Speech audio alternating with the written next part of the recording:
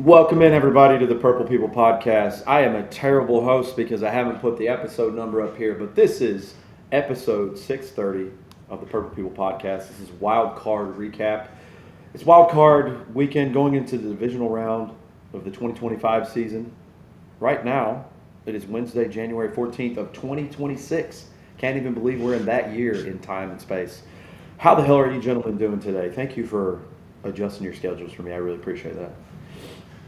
You guys worked this out pretty well because I just got done writing an article and I was just about to sit down and watch some TV.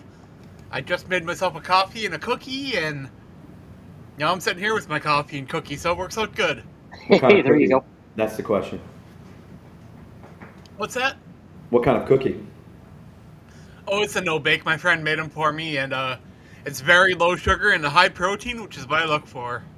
Hey, there you go. I've always been a no-bake guy. I used to beg my aunt to make me no-bake cookies, so it's fantastic. I can appreciate that. That and being able to get a nice little sweet treat in throughout the day makes the day a little brighter. You know, I found out after I found I was diabetic, my sweet tooth suddenly increased, and I didn't have one before. I used to load on carbs and like empty calories and sodas and sugars and stuff. Like, okay, I didn't eat a ton of candy, but since I knew now that it was probably bad and I couldn't have them, it like doubled. Where I want Reese's now. What am I? I used to buy those empties by the box. Yeah, I never had the candy thing. And it was always a little too sweet for my taste. And now when I go to the grocery store, like I'm all about buying those like apple pastries or strawberry pastries and shit. And I'm like, oh yeah. Well, I don't need those now, but I want them even more. If you see them, try the chocolate cake pastries from Legendary. They're so good. Okay. Actually, first time I've ever seen it the other day in Target was the Legendary pastries. So I will look that up because we were standing in line and we were kind of stuck there for a minute, and I've never seen those before, but the packaging was really cool. Are they sponsored by Shedeur Sanders? Legendary?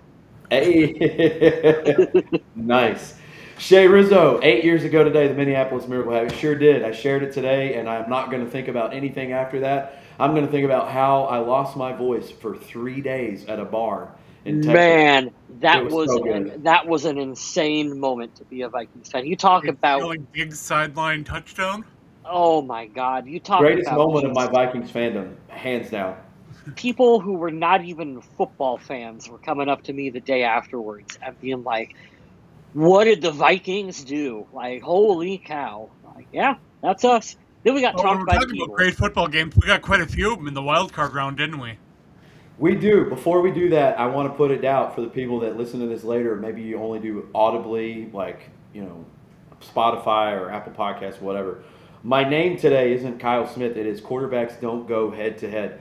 I am going to die on the hill. I'm going back to the Super Bowl for work this year, and if I see Rich Eisen again this year, because I was gracious enough to talk to him, him to me, sorry, last year. He gave me like 2 minutes. I was gonna say, wow.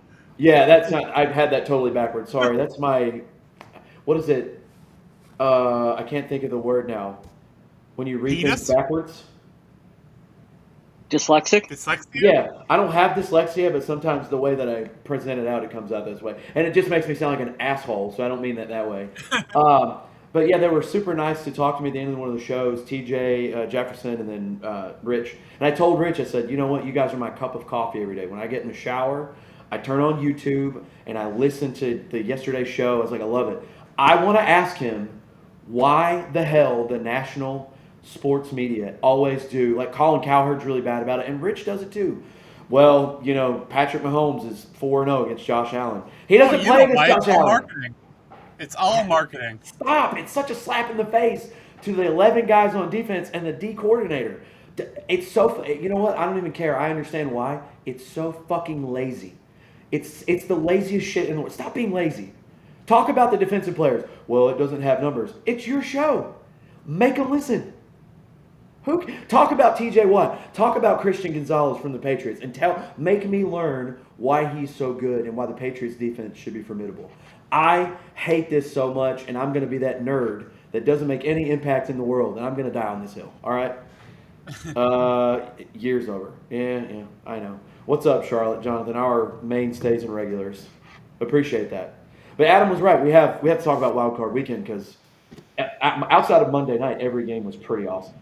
And you could even find. And I'm a big fan of defense, so I loved watching the Houston Texans do their job. And if you hate Aaron Rodgers, you also loved Monday night. But well, there were probably quite a few people cheering for Adam Thielen in that game. I don't understand the hate this dude got this year from the Vikings fan base. It's so weird. He's getting a lot of hate on the Minnesota Vikings subreddit. Well, I get why he demanded a trade, but I still don't like it. I kind of wish he would have stuck around, but I get it. A lot of fans are not happy with it. A lot of fans saying, just stick it out, just be a team player. You wanted to come back. They kind of feel like he left the team when it was convenient for him, when it wasn't working out the way he wanted. I do see both sides of it. He knew he was going to retire after this year. The Vikings essentially had him riding the bench. They weren't doing anything with him. He wanted to play out the rest of this season.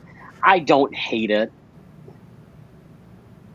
Yeah, it's just weird looking in the comments for people talking shit, and then one of the guys, I understand if you're a super duper hardcore Vikings fan, you're like, I can't believe you demanded a trade, but they were like, well, if you catch the ball more, you get to play more, and I'm like, God help me for the fucking. He did have some pretty bad drops, though. The terrible things I want to say to people, and I can't because I like to keep my job. Now, I don't even care about being an asshole anymore. I just want to keep my job. Is the greatest wide receiver in the game right now had his worst year ever. And the wide receiver, too, which I can't wait for Kyle West to talk about today. Boy. He had his worst year. You don't think the awful quarterback play between J.J. McCarthy and Max Brosmer maybe had a smidge to do with that? Everybody had a terrible year. What do you mean? Yeah, Thielen had some pretty bad drops throughout his the season with the Vikings, but like you said, he did not get a lot of help from the quarterback position this year, and they were all across the board. Numbers were down for everyone there. I do wish he could have had that. As a selfish Vikings fan, I wish he could have had that moment alongside Harrison Smith and C.J. Ham, where all three of them could have went out together and got their round of applause and got their game balls in the locker room all together. I think that would have been a fantastic moment. Time will heal this wound with Vikings fandom, though. There are people saying that now he's no longer going to be in the Vikings Ring of Honor. Well, he's definitely going to be in that Legends program in Minnesota, and I bet it won't be even a year or two before he's at that stadium sounding that horn and all that. All that going on is going to happen. Adam, pick a home game next year. Pick a home game at random. Thielen, there's a high probability he'll be there blowing the horn or doing the drum or doing something for the Vikings. And he kept his home in Minnesota even when he went to the Panthers. I mean, if you think that they're not going to be around and they're not going to be a part of the community, I'm sorry your feelings are that hurt about a guy who is born and raised and he's a hometown hero. Sorry he wanted to continue playing the game that he loves, that he had to work very hard for. How quickly we forget that story that was shoved down our throats 700 times of the hometown kid. It's a business. Relax, man. It's okay. He knew it was going to be his last year. I get it. And he's still top 5 in pretty much every Vikings receiving category in franchise history. It's funny you brought that up. I have his Minnesota numbers here. So while he was with the Vikings, he had 55 touchdowns, 6,751 yards, 542 receptions. In his career, 64 touchdowns, 8,497 yards, and 704 receptions. Ironically enough, 704 is the area code for the Panthers and where they're up. That's funny. He's just a solid dude. Is he a Hall of Famer? No. Should he go in the Vikings Ring of Honor? I think you should give it a consideration. You can make a case. You can make a case for it. I don't know that it's a guarantee either, but he's a legend in his own right. And you got to remember, I was telling Kyle before we started, There was that one year he started off with like 8 games in a row with over 100 yards. Only Yeah. Randy Moss had ever done that. Dude's not like a stat patter by any means. He worked his way up through special teams, the practice squad, earned his right to start, and there for about 4 or 5 years, dude, he was giving people the business in the NFL. And I hate to be that guy, but a white dude at receiver doing that, it's unheard of. Like we're Him not and as athletic, so him and pretty Stephon. cool Hey, him and story. Stephon Diggs when they were both in their prime, you could make a case for them being one of the top 1-2 tandems in the NFL. Oh, here we go. GM, coach, and quarterback are changed. I want to ask you, Brent. I don't know if I've seen you on here before, but welcome to the show. Why do you want Kevin O'Connell gone? And I want to hear like a really good, intricate, thought-out answer. The GM, me and Kyle, and I don't know about Adam, me and Kyle, we're all on board with that. The quarterback, we're all like, I don't know how he starts next year. I don't, unless he makes some kind of miracle progress, starting with the bare essentials of like footwork, throwing motion, velocity, all that shit. And we're talking about a quarterback going into year 3, by the way. Yeah. But give me your reasoning for Kevin O'Connell because I want to hear it. To reiterate my thoughts on that quick, I think the general manager probably should go, but hubris by the team ownership is going to say, well, we just extended him. We don't want to admit that we're wrong, so we're going to continue to give him an opportunity to go out there and prove himself. And I will say, in Kwesi's defense, he is getting better at drafting. Okay, we've seen some progress on that front, so we have to hope that things can continue on down the right path with it. He's been doing pretty good in free agency, so okay, maybe we're headed in a direction. Kevin O'Connell is going nowhere. He is still a fantastic coach. I am still on board for Kevin O'Connell. It's crazy to think that we have like plenty of excuses for last season, and Minnesota still had 9 wins. You know, it's just still a 9-win team.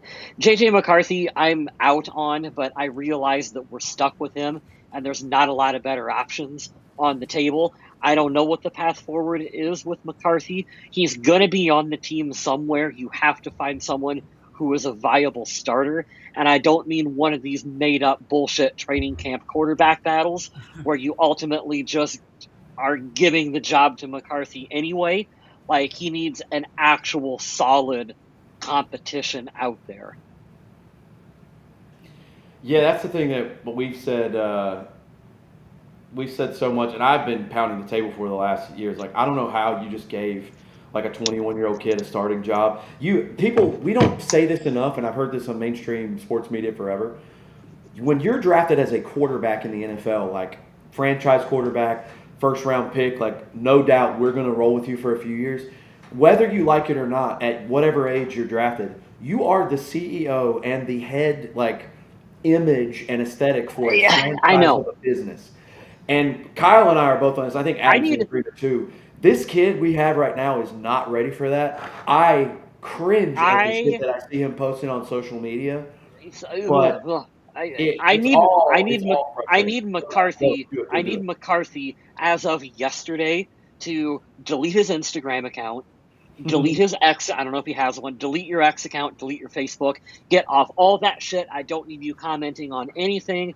I know the meme that's made of him probably sucks. It sucks to be the brunt end of everyone's joke the way he is right now with that. Sure. Leave it alone. It's the off season. Go hire yourself the absolute best training staff you can.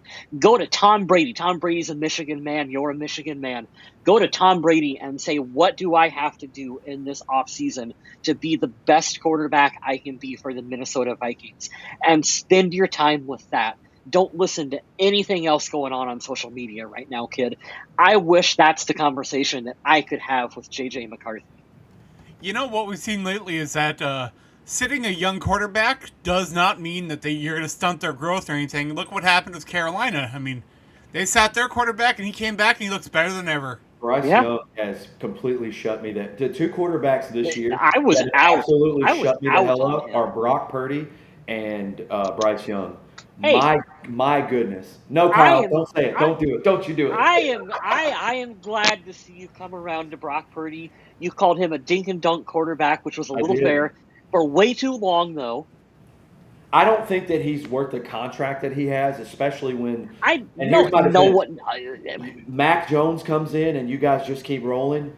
I'm not saying that he should be the starter. I'm saying you may be more of a product of a great environment around you, which that's the same thing I can say for Jalen Hurts. Jalen Hurts would be dog But shit on half the other NFL teams, for, and I stand 10 toes down on that. But I watched Brock Purdy fucking annihilate the Chicago Bears. I think he had 5 virtually, total touchdowns. virtually none of these quarterbacks are worth the contracts they're given. Correct. Almost none of them. You just have to accept the fact that they're all going to be overpaid. And as soon as you accept that, I don't care what they get paid. You're gonna overpay for a quarterback. You But just did you are. see that JJ McCarthy got fined for that? What he did on the sideline with that hit? Oh, did he? Yeah. Dumbass. See, that's the thing I can't get with, man. You gotta check your emotions. The thing I don't like about McCarthy, and I know what his reasoning is, totally understand it. I was the same way at 21 years old, is you can't turn everything into something bigger than it is. He wants to be so deep and philosophical. Like, bro, it's not that fucking serious. And I'm totally on Kyle's side with you need to get a better group around you that will keep you in check for get the fuck off social media, become a recluse, and just hone your craft. I understand year 1 to year 2, you had a knee injury, you lost weight, it was hard, you became a dad at the beginning of the season. I'll give you all the grace. You've never faced this much adversity throughout your Right. college career, and you're young.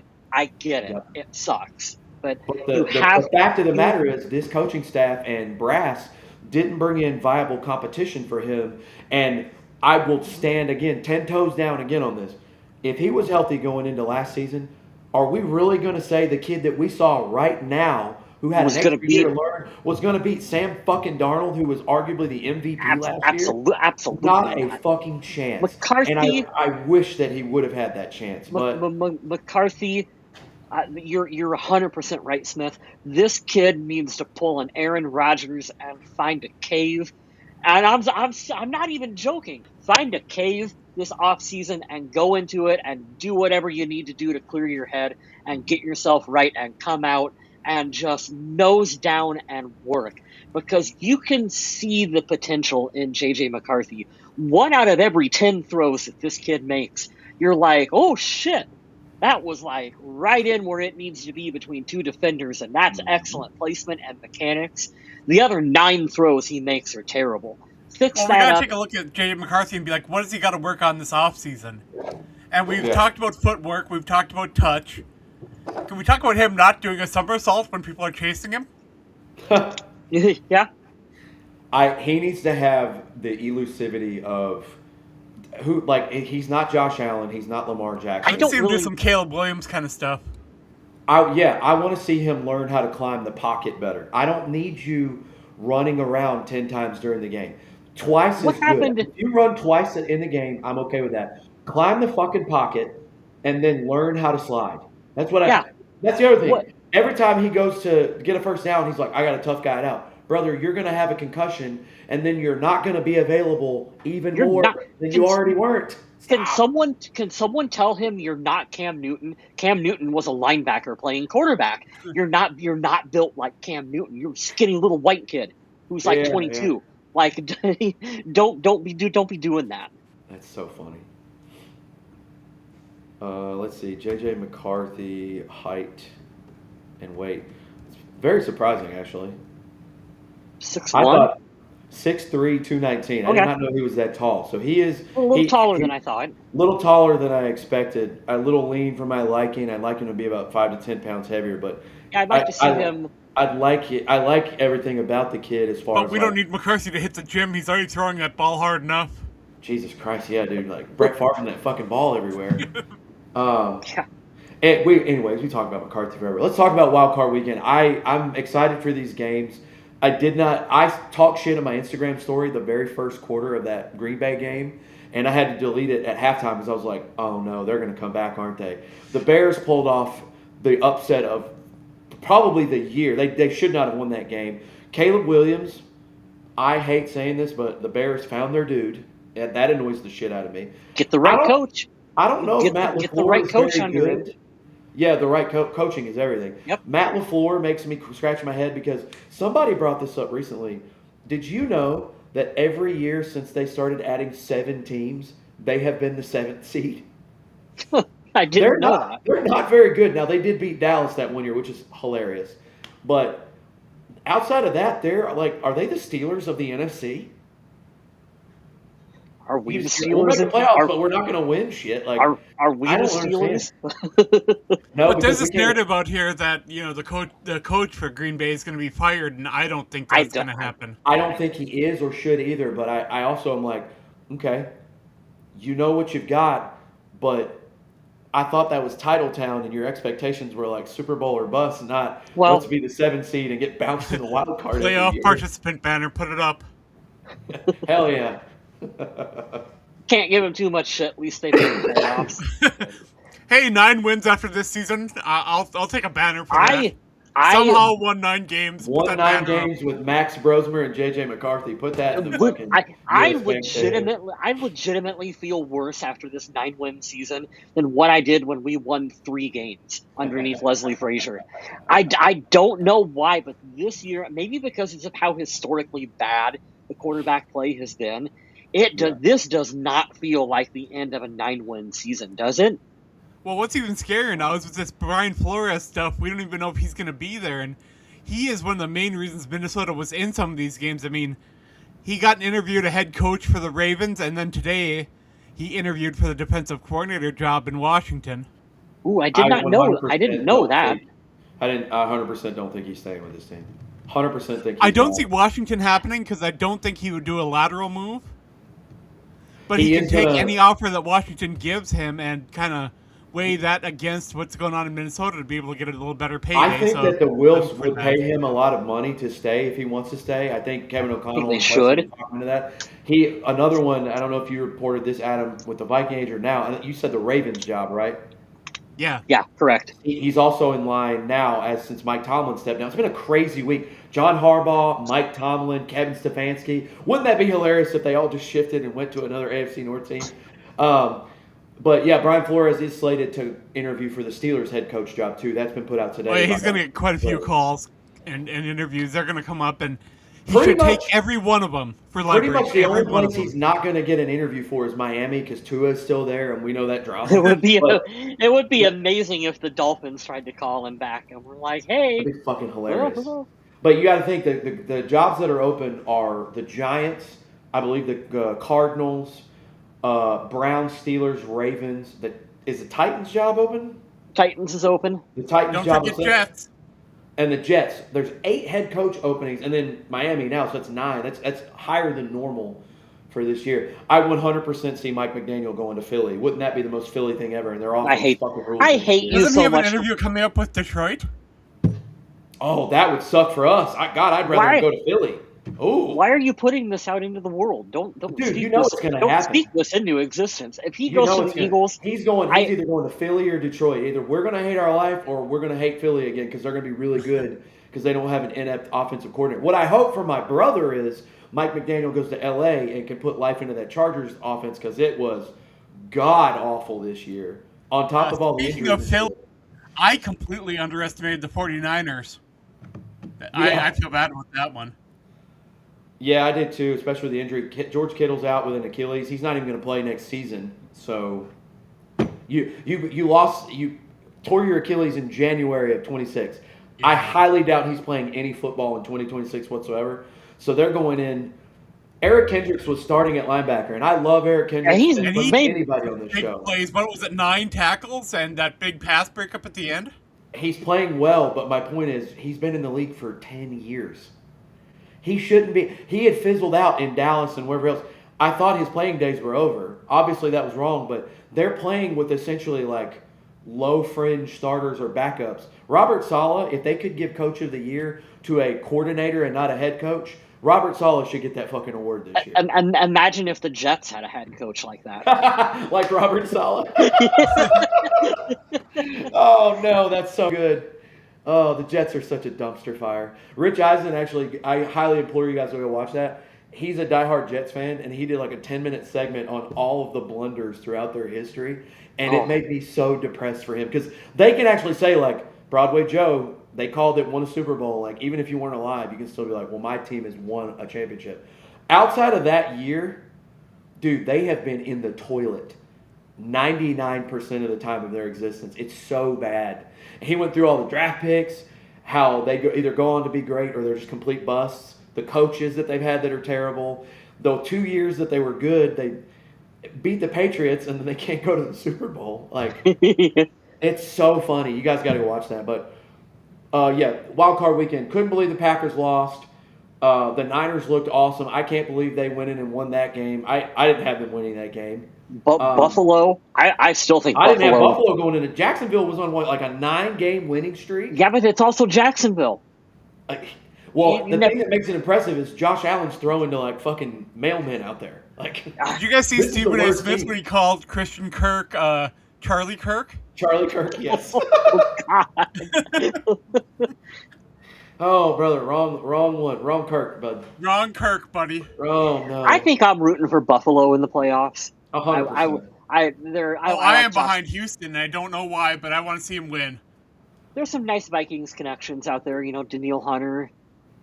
Somebody compared them to the 2000s Ravens, and I kind of see it because I think C.J. Stroud's immensely more talented than Trent Dilfer, but I see a defense that will 100%, yeah, obviously, hot take, right? Bold statement. Well, here's your bold statement right here. The New England Patriots are going to give up a ton of sacks against the Houston Texans, and it is not even going to be a game. You know what? I called this a week early. Adam, my dad said, "Are you going to stay up for the game tonight?" I was like, "I'm going to tell you this right now, Dad.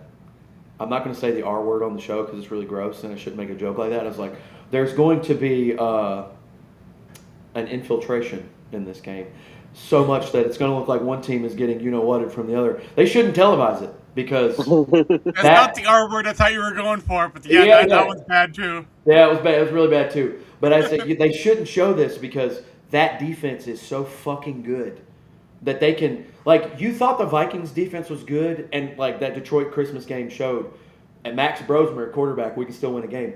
That Texans defense is on a complete another level, and I understand why you would root for them because I kind of want to see it. It's so much fun to watch. It's fun to watch. And I don't like the people talk shit about C.J. Stroud because he had a sophomore slump. Dude, quarterback is hard, and let's be realistic. He shouldn't have been that good his rookie season. I think we're finally seeing him come to earth a little bit. I'm like, no, they got their guy. And the cool thing about Houston, why I would get behind him, is their GM did something crazy and nutty that you would see in like Draft Day, the movie. They went and got their quarterback at 2, and then they said, "Hey, Arizona, can you fuck off at number 3 and give us that pick 2? We're going to go get the defensive player of the year in Will Anderson." And they went and got him, and he is awesome. And I absolutely respect that the Houston Texans said, "We want absolutely nothing to do with Deshaun Watson." Shipped him out and got a haul for him. Forgot about that. World-class organization right there. Good for y'all. Cleveland, you deserve all the failure that you get for picking that guy. Did you even mention Kevin Stefanski being, a head coaching candidate? The trifecta there. He'll absolutely get another head coaching look because I don't think he was the issue there. I don't understand. Look at it. Think about that for Cleveland, Kyle. They stuck with Deshaun Watson, and then do you think he really went in there and said, "Hey, I know we drafted a quarterback yesterday, but can we get another one today?" Do you think a 2-time coach of the year said that? I would love to be the fly. I would love to be the fly on the wall to know what happened with Cleveland's quarterback situation. In the same way, I would love to be a fly on the wall to know what was going on with the Vikings quarterback situation. Throughout this whole process, where it's just there are things even here in Minnesota that don't line up. Like, we've talked about this, I don't know how many times on the show, but not addressing the backup quarterback position and waiting until you got to call Carson Wentz off the couch. Like, I really want to know what their thought process was behind that. In the Browns facility, they need just a big poster where it's that Wolverine meme, and there's Baker Mayfield in that picture frame. That's hilarious. Well, you know, I can tie that into this weekend too. Because the Panthers and the Rams played, my hometown team. My dad actually won tickets at work and went to that game. Isn't that fucking crazy? My dad, he's the luckiest dude I've ever met. I can't believe they got to host a game after limping into the playoffs. That pisses me off to no end. You know my thoughts on that. So Cam Newton got to hit the drum there that they do, the keep pounding thing, and he was complaining on a show that he can't believe that he's not in their like tunnel when they walk out or wherever their facility is. I'm like, have we ever met a more me, look at me quarterback? I absolutely loathe and fucking despise that dude. Can you just stop complaining? As if committing $100 million to you over the life of your contract wasn't enough.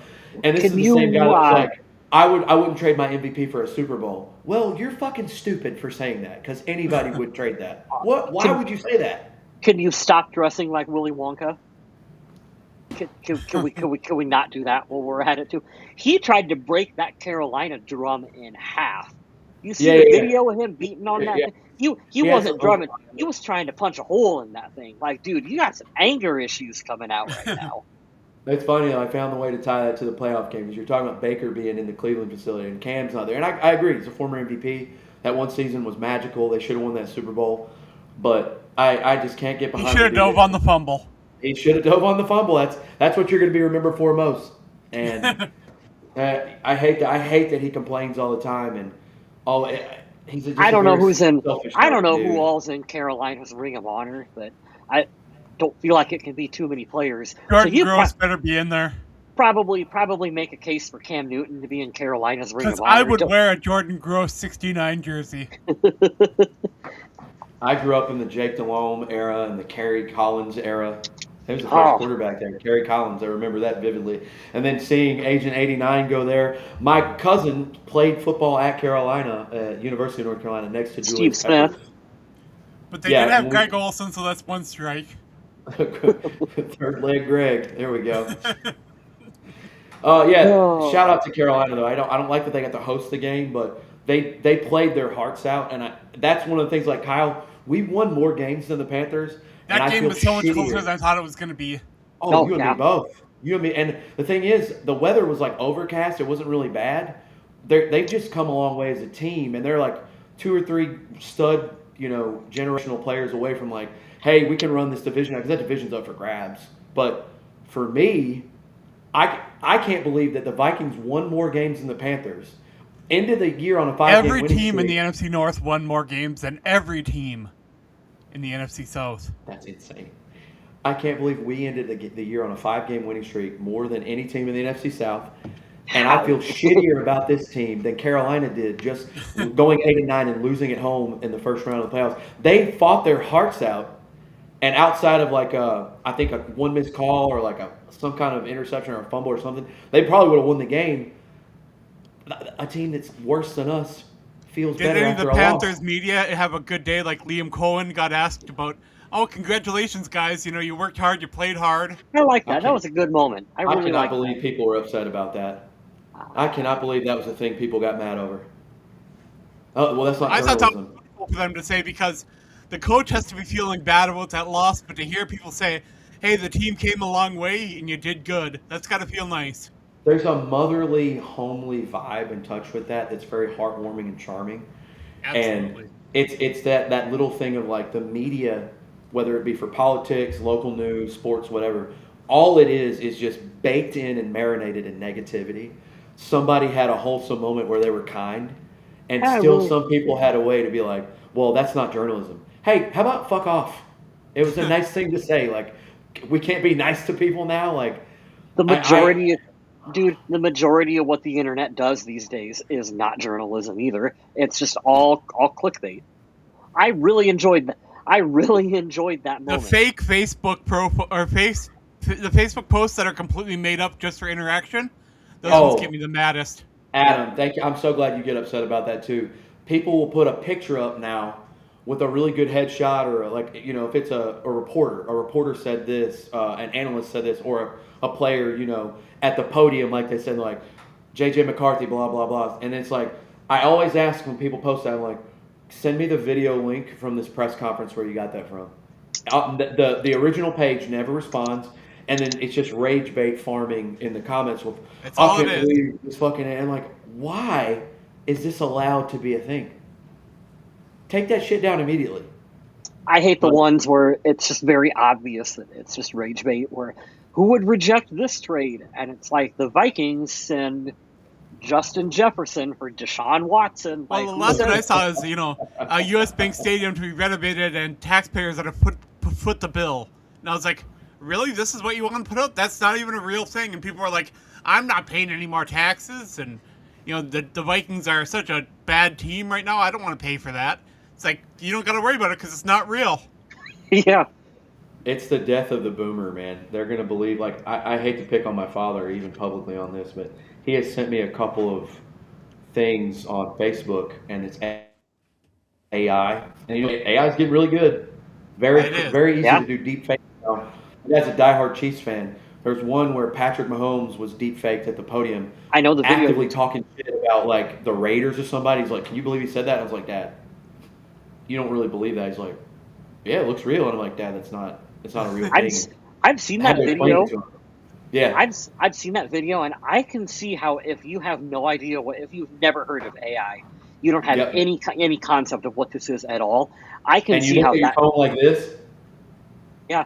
Well, I mean, I sent that video to you guys in the private chat. The coach from the Chicago coach going up to shake the hand of the Green Bay's head coach, and then he like does a roundhouse kick to him or something like that. Like, that's funny, and we all know that's fake. But you look at that, and you're like, damn, that looks convincing. See, but that's what I like. I like Yeah. when things are so over the top that you know it's not real, but still entertaining. But the scary part with this is, and I don't want to get too off track here, is that what happens when it's not over the top? What happens when they're doing something that's not obviously fake with it? Like, you don't. How do you know? I can think to have from that is, like, I'm going real dark here. I'm thinking like criminal cases where, like, computers are trying to frame people for stuff. Now that we're digitally tracked with everything, you can say, like, well, my phone has a geolocation, so, like, there's no way I was there because my phone shows I was here because it's in my possession at all times. But if we're just dumbing it down for sports shit, I feel bad for our parents' generation, anybody that's 50 or more, because they believe half this shit. Just think, man. Like, here's a good sports analogy. Remember the one player that had the video of him leaked on draft day, wearing the gas mask, smoking? Oh, Laramie Tunsil. Yeah, Laramie Tunsil. And it absolutely killed him on draft day. Yeah. What happens if someone makes a fake AI video of a top draft prospect, and right during the NFL draft, and you do it in a way where, like, it's not over the top, but you do something and you leak it and it goes on social media, you could ruin a kid's life. And fans could be that bad. Like, if their team has a pick at 10 or something, and they want a guy that's going to go top 3, I could see him putting something out like that. There's a guy out there that does that as well. He proved it with doing film. He's very good at doing voices. So he did the face scan recognition, and he can talk like Tom Cruise. And he held his phone up just like this, and it looked like Tom Cruise taking a selfie video. And there's no chance you can tell that was it until he switched the filter off. And you're like, that's cool and impressive that you have that ability and that talent to, like, do the voiceover. But damn, that's scary for what we're going to do 15 years from now. You know what I mean? Can we project the image of a better quarterback over top of J.J. McCarthy when he plays? You can, but it's going to be really sad when Tom Brady's throwing pick sixes and it's not, the football doesn't AI generate itself to a touchdown. How old is Tom Brady? 45? 44, 45? Would a 45-year-old Tom Brady have led the Vikings to the playoffs last season? He's 48 years old. I'll tell you right now, Kyle, I would bet a payment on my mortgage right now he would have done it, and he says it now. He said it in an interview recently with Shaq. He said, do you think you can still play? He goes, absolutely, I can still play. He's like, I've kept my body pristine for the last 15 to 20 years. Unbelievable. But I got to ask you guys, now that we're talking about quarterback ages, is Aaron Rodgers done, do you think? I don't think so. I don't think he's going to go out with his last pass being a pick six. I think he probably should, but I don't know if he will. Okay, here's the thing. If you could do that thing where Phillip Rivers came into a really good situation and he did terrible. I know he did bad, but the sad part is he reads a defense better than half the starting quarterbacks in the league. His body just failed him. That's it. Right. I don't think Aaron Rodgers' body is nearly as failed as Phillip Rivers. I've seen a couple throws this year. I'm like, damn, that looks like 2015 Rodgers. That's not every game all the time. But if he goes to a situation like Minnesota, where they have a ton of weapons and a good coach, if they have a line to block for him, I could totally see him doing legitimately one more year, because I don't think with that new contract restructure though, Minnesota could very easily get Kirk Cousins back. That Kirk reunion's looking better and better, doesn't it? Man, I was so happy when he left the team. Oh, he's the definition of mediocre. Boy, I tell you what. Minus 1 year of really, really good Sam Darnold. Shit, I missed the hell out of that guy. I'll take me some Kirk back right now.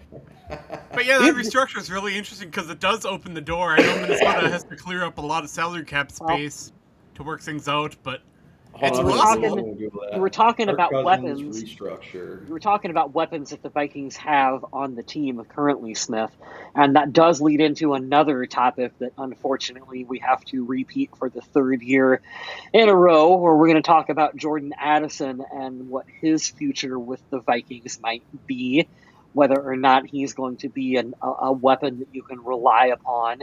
I'm sure you guys in the chat have probably heard he was arrested again in this offseason. I believe it was a trespassing charge at him at a casino, which essentially means he was asked to leave for whatever reason. You can speculate whatever reason you think that might be. There's only a couple reasons you get asked to leave a casino.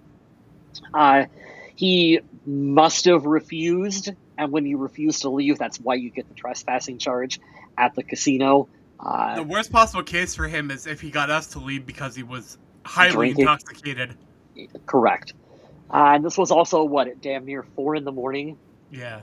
Proof that nothing good ever happens after midnight. Just go to bed. I don't know if had some good stuff happen after midnight, just saying. I'm going to say it now because Kyle can go in depth with it. I don't trust this kid's maturity and decision-making, and I think business-wise, I think you should move on from him, and it really fucks this team over for need because Jefferson and Addison, I would argue on a given Sunday with a Sam Darnold or a Kirk Cousins quarterback, best tandem in the league, especially depending on who they're playing and the scheme and everything. But as far as decision-making, he fucks the team over. Now we got to look for another wide receiver. I think they should actively try to trade him. Kyle had the great point of trying to do it on draft day for a 5th or a 6th, if anybody will take it. He's immensely talented, and on the field, he's as good as a wide receiver 2 there is. But this is 3 years in a row of him doing dumb shit. We are 1 week into the Vikings offseason, and he can't fucking stay out of trouble. And you know what this means? Because he got prosecuted, there's a likelihood he gets suspended this season no matter what. And it's not going to be 3 games like it was this year. Right. It's going to be 6 at least now. But you know who's probably happy as all heck is Jalen Naylor. We talked about this while we're talking about that computer. Yep. Yeah.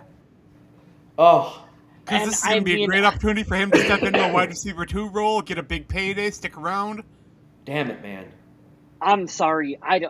If it happens once, I can go down the everyone makes mistakes, you deserve a second chance route. And I believe that. 3 times, and that's not good. I don't, Smith and I were talking about this too before we started recording. How many times in the past 3 years have you guys been arrested? My answer is 0. I've never been arrested. It's not that hard. Don't get a trespassing charge. In 45 years, I've been arrested twice, so that's not bad. Yeah. Don't drink and drive and go 140 and then pass out on the highway. But driving fast is fun. It is, but find a better way to do it. Hell yeah, Your Honor. Driving fast is fun.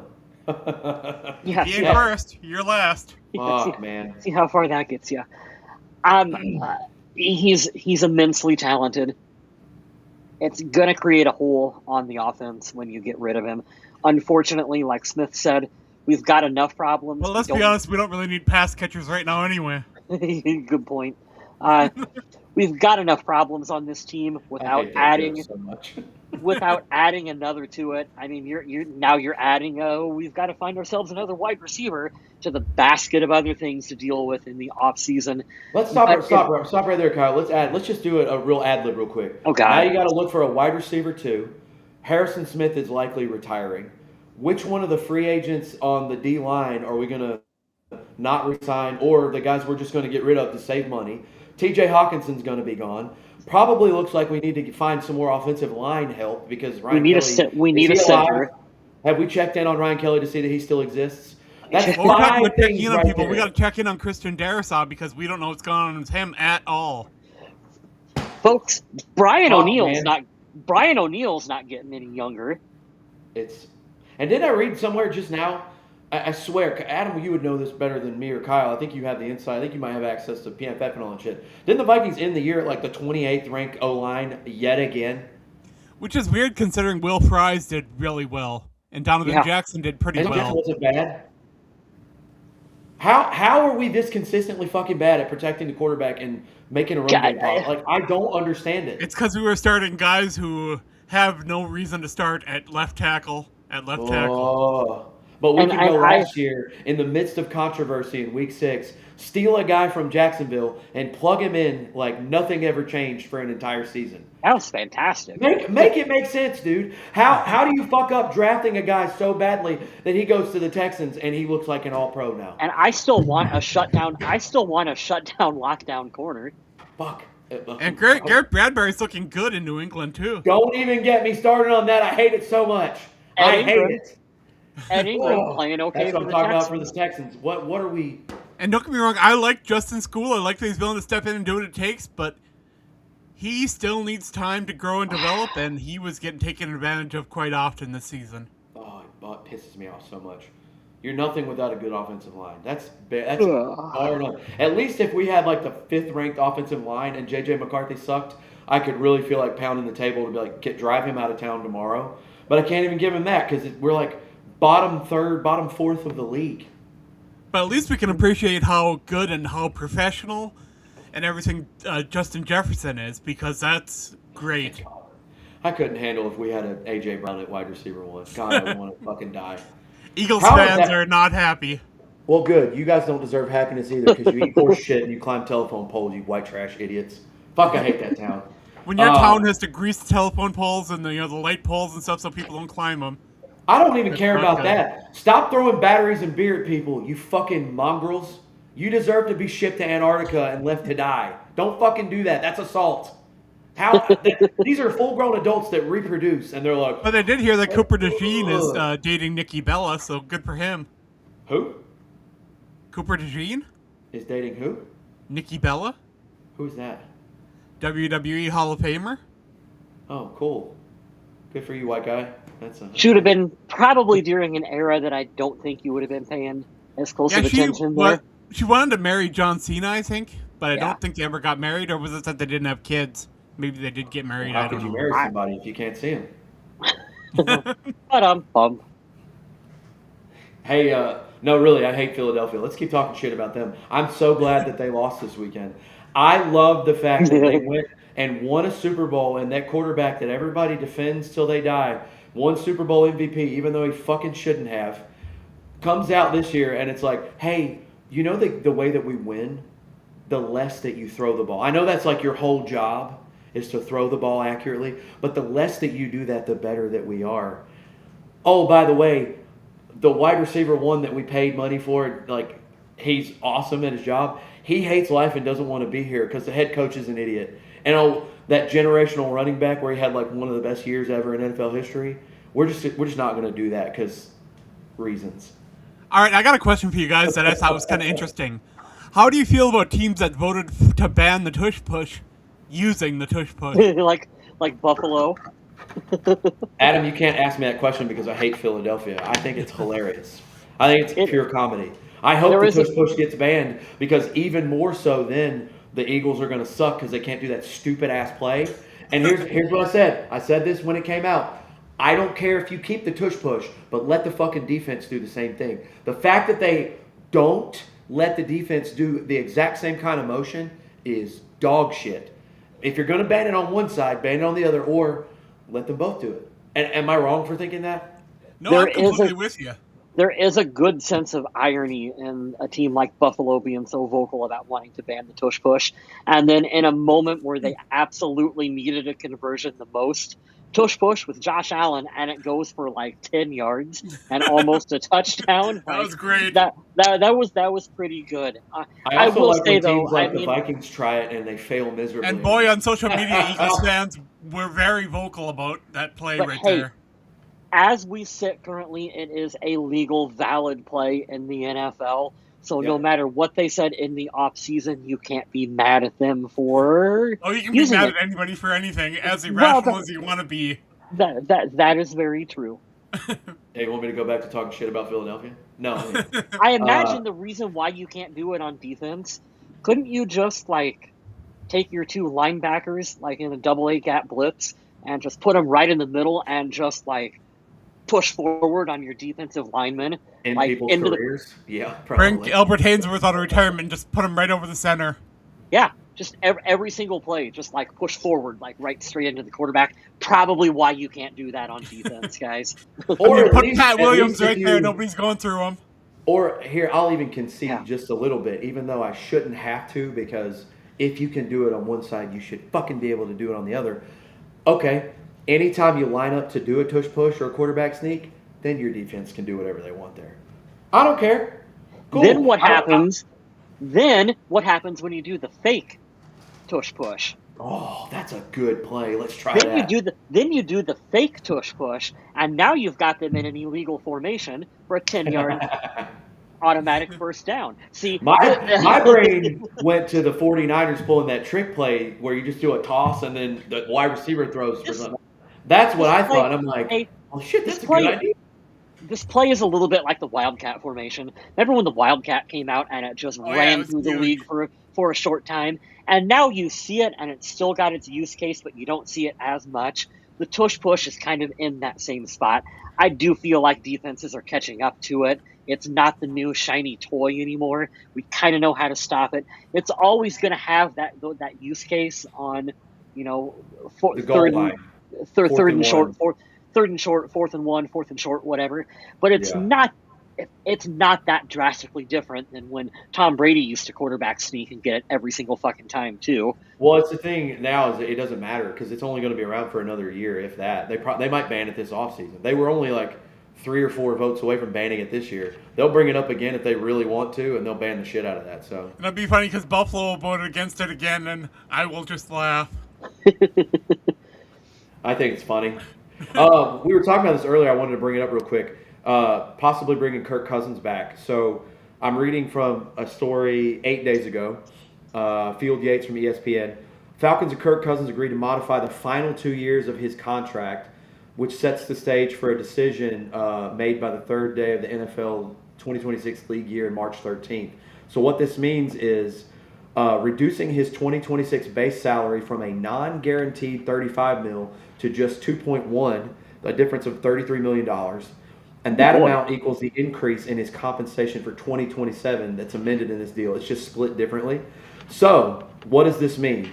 This means while Cousins and the Falcons, who are undergoing search for a new GM and coach, could agree to another amended deal, one logical possibility is by a salary cap expert is that the team moving on from Cousins before March 13th via a post-June 1st release is possible. Such a release could split the dead money on his contract over 26 and 27 league years as opposed to the team taking on the full amount this season. So Exactly. that means a lot more to me for him coming price-wise as well. And guess what? Outside of Fernando Mendoza going to the Raiders number 1 overall, there ain't shit coming out at 18 or better that I want to pick a quarterback. So And it's all going to the be Phillies kind of have to cut him. They don't have many options. yeah, that's a lot of money for them to have to absorb. So come on back, Kirk. I never thought I'd say that shit. I Come know. on back for 2 years, buddy. I do like the idea of bringing Kirk back. The thing is, though, is that Kirk actually might have better opportunities elsewhere, where he's not quite a guaranteed starter, but I think he'll be JJ McCarthy out. Well, he already shunned the Jets once. He's not going to do it again. Hey, he ain't going to fucking New York. What other places need a quarterback that we know of? Hold on, let me look at the Tankathon real quick. I love that website. It's such a great name. The NFL. Vegas needs one. The Jets need one. Vegas is going to draft one. The Jets are going to draft one. Arizona's probably moving on from Kyler Murray, so Arizona's a possibility. But Arizona would have to figure out a way to deal with that salary cap issue, too, because they gave Murray a big contract, and now they have to deal with it and figure out what to do, and it's going to be rough for them. I'm looking at a first glance. That's a good point, Adam. The Giants don't. Cleveland is a possibility. Washington has Jaden Daniels. New Orleans is going to roll with Tyler Shuck. Kansas City is a low option there because I don't know when Patrick Mahomes may come back. But if he got the opportunity to play for the Chiefs and Andy Reid, Why wouldn't you? You would take that, yeah. Miami's a possibility if Tua leaves. Not Dallas, not the Rams, not Baltimore, not Tampa, not Detroit. Then we get to the playoff teams. If Pittsburgh the is Rams win another Super Bowl, does Matt Stafford retire? he should. He should ride off into the sunset. He ain't Maybe. gonna win a third.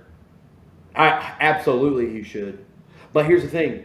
I don't think Sean McVay would take Kirk Cousins. 5 years ago, would he take I don't Kirk know, Cousins? man. I don't know. I don't think he would. I could see Sean McVay saying I can win with Kirk. It's the thing. The only thing that shuns me for that, Kyle, is he's older and he has the Achilles now. If it was pre-Achilles, maybe 2021, 2022, two Cousins, and like let's say Stafford just never went there and Goff went to like Miami or something. Fuck yeah, I think you'd go for him. But Kirk's gonna be like 37. He's right behind Stafford. I don't know. Maybe I'm wrong. Yeah. Here's the playoff teams. Pittsburgh definitely could use him. And that's it. None of these other teams are looking for a quarterback. So you've got Pittsburgh, maybe Kansas City, maybe Cleveland, maybe Arizona, and Minnesota. There's a high chance he could come back because I know he would love to play for Kevin O'Connell and throw to Justin Jefferson again. The thing is, Kansas City is intriguing when you say it out loud. I never thought of it until I looked at it on paper. Yeah, I know. Where you talk about him maybe Or playing. Indy. I didn't think about Indy. Philip Rivers is not coming back. He said publicly, my senior son in high school is going to play quarterback, and my freshman is going to be on the team. He's going back to coach. He's not playing in the NFL. Yeah. And because it wasn't about him playing, like maybe one or two teams would have called him, but teams now are like, hey, we're going to be the OC for our team. And he's like, no, I'm going to be the head coach at a high school team. But Indy is a very good option. Daniel Jones tore his Achilles, week 13 in the season? Who do you trust there? You don't trust Anthony Richardson. I'm not leaning on Riley Leonard to lead me into the promised land. So we'd have to put Indy in there as well. But the thing that bothers me now that we brought up Kirk that you don't realize and think about is this is another way, if he's still an asshole about money, where he could be like, I'm in high demand. I don't give a shit that they were splitting their I know. salary. Yeah. Pay me $40 million a year. And if I'm Minnesota, I'm saying, you can fuck off. Go play for the Cardinals. Good luck. Yeah. I don't like it. If he comes on that deal, on a minimum deal, and he's like, hey, I got 3 or 4 years left. I'd like to compete for a starting job. And Kevin O'Connell says, beat the kid. You don't think Kirk Cousins can come in and beat J.J. McCarthy? I think he beats him right now. Do the Colts have to hold on to Anthony Richardson now? He's going into year 4. This is going to be that year. I still think there's a scenario unfolding where Anthony Richardson ends up in Minnesota. I'm not saying I like it. Damn it. I'm not saying I like it, and I'm not saying I want it to happen. But I think that there's Yeah, he's done 3 years, 4-year, fully guaranteed rookie deal worth $34 million. 4th overall in 2023. So 23, 24, 25 season. But would they hold on to him to be a quarterback 3 when Daniel Jones comes back? I don't think he's going to come back to Minnesota. No, not to Minnesota. I'm talking about to Indy. Oh, I think he would love to go to Indy again, but yeah, what's the timeline for that? You're right. How does that work? That's the most Because I interesting. know they wanted to give him a big extension like right before he got hurt. That to me right now is the most interesting quarterback situation in the NFL because the Vikings are kind of fucked at the current moment because J.J. McCarthy and Max Brosmer are like, yuck. The Falcons are pretty screwed. The Browns are pretty screwed. I don't know what the Cardinals are going to do. I don't know that I trust Tyler Shuck, but he did look okay towards the end of the year. Like halfway through the year at the end, he's like, okay, he looks competent. What happened to Geno Smith between Seattle and Vegas? well, the Raiders. 80-year-old Pete Carroll and the Raiders. Poor Pete Carroll. He's such a good dude. God, Such a likable guy. he is a likable dude. He's got infectious energy, but God. And what do you think goes with what does Tomlin do now? You know what? I've heard this, Adam. Step He down. takes a year off and he goes to media and then he chooses next year. I think it's a genius move. He would be great in media. He'll 100%. get a hell of a payday from one of these. My one of favorite these sound channels. clip from any Pittsburgh thing ever is we do not care. We do not know and we do not care. Or never say never, but never. Like him going to like coach college or whatever. It's like never say never, but never. Him on Rich Eisen, he's got some good sound bites from that show. He's a fan of that guy.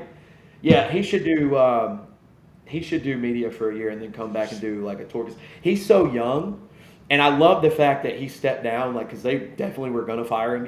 You don't step down knowing that you have a job. He's getting paid like buku money there. Interestingly enough, and we can wrap up soon. I don't know what else you want to talk about. Maybe previews for divisional weekend, but you remember Brian Flores had that fallout in Miami, and then he did a cup of coffee that year with the Steelers as a linebackers coach. Oh yeah. If there was ever a Steelers kind of guy, and you want to go from older guy who was a defensive dude to like defensive guru, and just swap out one like Indiana Jones, dude.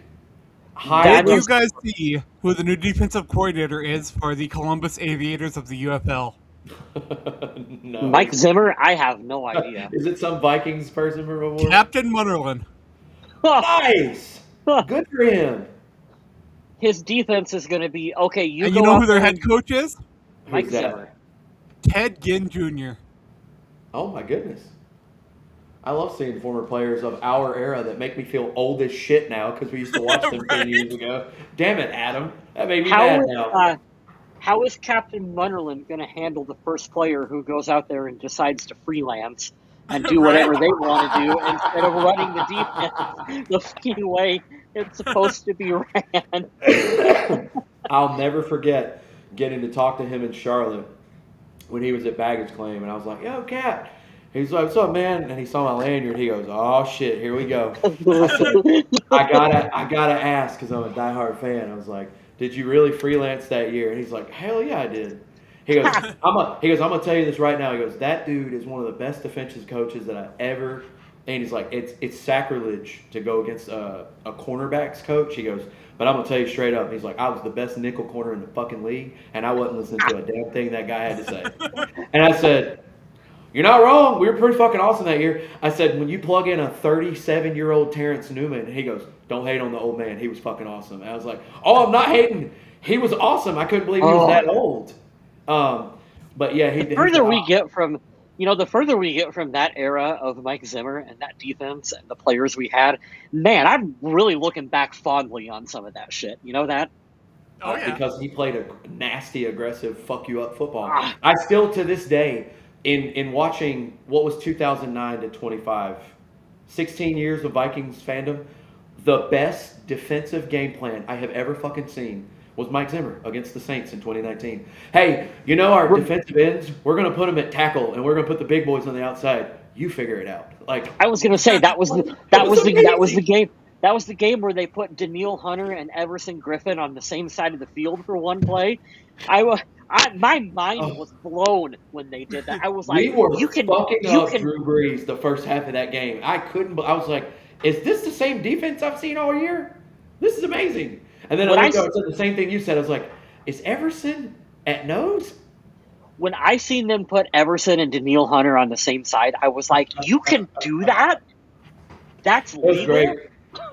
That's great. That was right at the very end of like getting the best years out of Anthony Barr and Eric Kendricks too, man.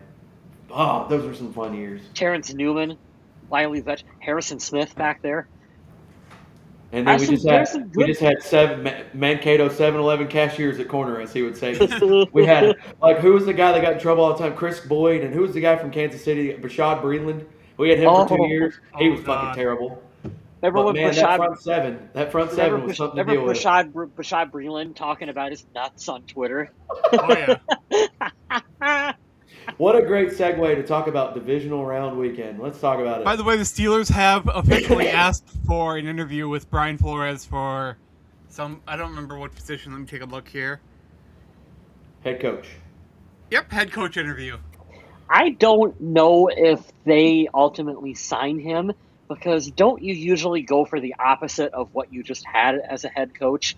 You know, that's the one place though, Kyle, I'd argue because they've only had 3 coaches in their fucking existence. I know that whole city is about like hard nosed, run it down your throat, tough. Who is the offensive coordinator in Pittsburgh? Let's find out. Aaron Rodgers. If they can handle the offense, I mean, I don't see why you wouldn't go with a defensive head coach. Cardinals, Steelers, no. Who's the OC for the Steelers? Arthur Smith. No, you got to get rid of him. No, no, You don't even contemplate it. You're just like, no. no. Yeah, they're going to poach our DC. I don't think they're going to poach him. I don't know if he takes it, but if they offer the job to Brian Flores, he would 100% take it. Same for the Ravens. It's do you fit? And like quarterback is a major thing you got to think about because the last time that he was at a place as a head coach, he had a fallout with the quarterback. He has to mesh with whomever the quarterback is, and they don't have one in Pittsburgh right now. So that might be a good thing. Yeah, you know what? That's a good point, Adam. That might be what he's looking for. Maybe he doesn't mesh with Lamar Jackson. Maybe he's like, hey, I don't want a defensive head coach. I don't know. He's going to interview for damn near every head coaching job, though. The job that he did and this he year, he was working miracles, man. It kind of feels like this is the year that he gets hired for one of these positions. For sure. Because these are not just slappy bullshit opportunities out there. Like these are some damn good spots. Baltimore, Pittsburgh. These are some damn good opportunities. This is not Cleveland. This is not Cleveland. This is not the Jets. These are like actual winning organizations. That's a good point. There are two things though that is good for Minnesota. Mike Pettin stepped down. I think he's retiring, so he takes away that assistant head coach position, and then co-DC. So that might be something that Brian Flores wanted, where you can say, "Hey, look, you're the assistant head coach now. We're going to pay you more as a DC if he wants to stay." Here's my thing: be the fly on that room. How much he's making, right? So here's my thing: I don't like this, and I understand why they would do it at first, but they have to interview people from outside of the building. I don't immediately love hiring someone to fill a void that is currently in your building. You have to at least window shop from other organizations. Right now, they are looking in-house to replace him if he leaves. You have to do your due diligence on a guy that was just a head coach maybe coming in to be your DC. Did you guys see Kevin O'Connell talking to the Star Tribune yesterday? No, I didn't. He said that he is highly optimistic that Minnesota is going to be able to keep Brian Flores. I hope, dude. I hope. I just think if one of these teams offers him a job, he's going to take it, which sucks because I think the only thing Minnesota can't do right now is offer a head coach job. And if they can give him some sort of, assistant GM or something like that, that might be what they have to do. I think they should have given him that title of assistant head coach. Kevin O'Connell should be comfortable in his, security there that he's not going to lose out to that guy. But give him that role and let him stay for a few more years. But I don't know, man. They got to sweeten that deal somehow.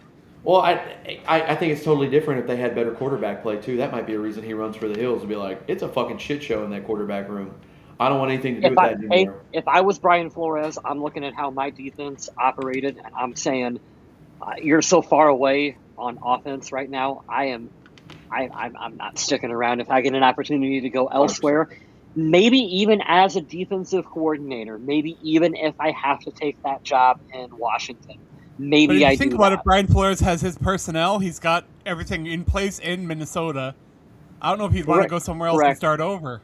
Yeah. Right. It depends on who they have. Like other teams have big star players, but I think the bang for the buck is the thing that really draws you to Minnesota. You have an eclectic group of guys who are like probably B- players. I don't think we have an A++ all-star on defense, but we have a lot of B-, B+ guys like John Grenard and Andrew Van Ginkel. Oh, Van Ginkel's got to be up there.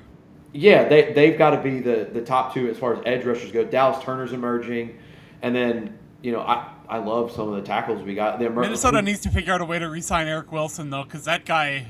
Eric Wilson, Jalen Redmond is a fucking steal and a half. He's going to demand some money soon. He's a restricted free agent, right? So Minnesota can match any deal people put on the table for him. I believe so. I'd have to look it up. Because, talented defenders like that, especially with what they're paying their other defensive tackles right now, they could move on from one of those guys and get Jalen Redmond in there, and I don't think there'd be a drop-off.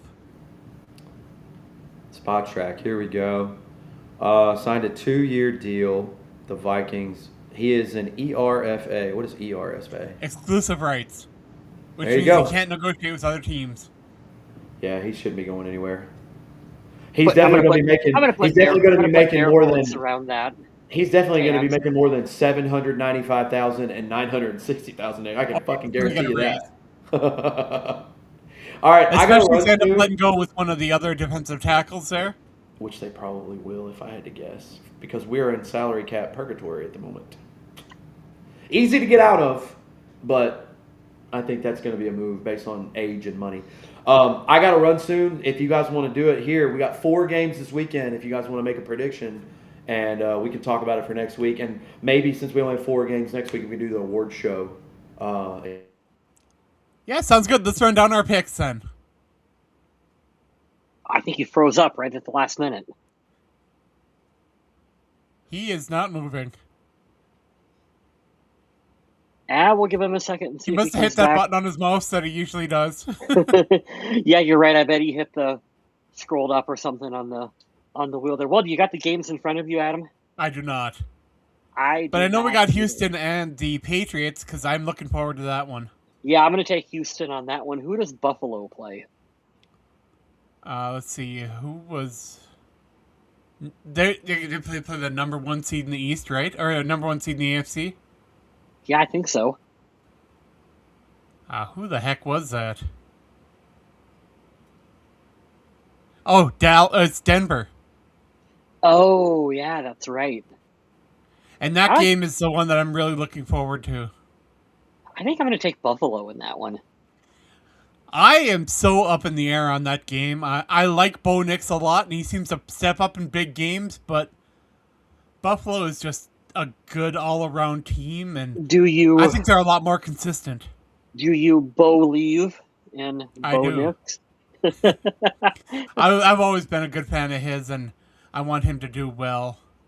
Yeah, but I don't like Sean Payton, so I don't No, wish them. I don't wish them totally any get that. success at all. But that, what is it, Seattle and San Francisco is going to be another banger. That'll be a barn burner. That'll be a fun game to watch. I don't know who I'm picking in that one. I'm taking Seattle. I'm gonna pull for the 49ers. I know the 49ers beat them, to finish the season off and all that, but I am still sleeping a little bit on the 49ers, and I know I shouldn't. They're banged up. I feel like they're always banged up this time of year. It's true. I'm gonna pick them. I'm gonna pick the 49ers. And I then we gotta got the support- Rams and Bears to close it out. That's gonna be the Rams, right? It should be, but I don't know. The Bears surprised the heck out of me in the wild card, so who knows? I don't know I still don't know what I think of Caleb Williams. I'm gonna stick with the Rams on that one though. I like the Rams there too. We'll give Mr. Smith a minute to come back if he can, and we'll hear his. Otherwise, that is what we see happening in the divisional round. But I am really looking forward to these games. I won't get to watch a lot of the Saturday games because I am going to a live local wrestling event. Oh, nice. I always love being able to get out and check out. I haven't been to one of the wrestling events here locally in several months, so I feel bad about that because when the promoter of the local one I'm friends with, and I feel bad that I haven't been there to support them lately. Yeah, we say it all the time on the show, but anytime you get an opportunity to support your local anything, whether it's musicians or whoever, like you should go out and you should support That, them. now that I've lost a little bit of weight and I can get around a little bit better and things aren't as challenging, I want to Heck try to yeah. get out and do more things. Yeah, I've been following your progress on social media, Adam. You're doing pretty good on that front. It's been pretty good. I'm Yeah. enjoying that. We're going to assume Mr. Smith is not returning. Yeah, that would be my guess. But you can check out my work over on the Viking Age, and as Mr. West said, I am on social media, and I had a post blow up on Threads. I didn't know people were on Threads, to be honest. I forgot about Threads. I forgot that was a thing. But I got a post that has over 1 million views over there on Threads, so Heck yeah. people are over there. Who knew it? I didn't. But yeah, hit me up. TikTok, X, Threads, Instagram. I'm on all of them. You can talk to me over at MN Viking Zombie. And you can follow me on Blue Sky at Vaguely Square is the name of my user handle. I need to expand my Blue Sky. I need more people to come and add me, and I need to add them back because right now my feed over there is very dry. It's a pretty fun platform. Just find people who have common interests. Just start talking to them. Even if you don't know the person, that's how you get traction on Blue Sky. That same thread that I posted over on Threads, I posted in Blue Sky. I get over 1 million views of it over on Threads. Blue Sky, I got about 20. It's hard because Blue Sky doesn't really have an algorithm that promotes content. So Right. it's a different sort of beast over there. But it sounds like next week on the show here, we're going to be doing our awards. So Heck yeah. hopefully we'll have some fun ones for that. We'll get Mr. Smith back in here. And that should be a great show. We can talk about those 4 divisional games and whatever other Vikings news pops up by then, because there's sure to be some. I'm sure Jordan Addison will do something between now and next week. Oh, boy. Well, that's all I've got for this week. Thanks to everyone for joining us and listening. You can listen to the whole catalog of shows over on YouTube. Otherwise, wherever you find podcasts, we typically have the most recent episodes up and running if you want to give us a listen. In the meantime,